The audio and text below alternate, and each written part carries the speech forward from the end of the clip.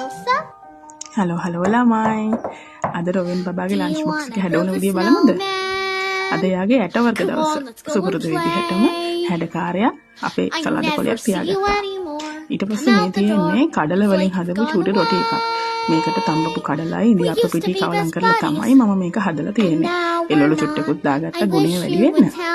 මට හිතුණා අද ෆ්ලවර්ස් ටීම් එකට යාගේ ලන්ච් බොක්ස් එක රෙඩි කරනවා කියලා. ඒක නිසා මෙන්න මේ විදිහට ලොකු මල් හැඩයටත් පොඩි මල් හැඩයටත් ෆ්ලවර්ස් ටිකක් හදාගත්තා රොටි වලින්. ඊට පස්සේ බලමු මොනවද තියන්නේ කියලා. සිල්කන් කප් දෙකක් තියලා මේකට චීස් කෑල්ලක් එකතු කරගමු. චූටි බබාලා කොහොමත් ආසයි මේ විදිහට කන්න. විශේෂයෙන්ම මගේ චූටි පැටියා හරිම ආසයි මෙන්න මේ විදිහට කන්න. ටොමැටෝ සෝස් ටිකකුත් චූටි බොටල් එකකට දාගත්තා.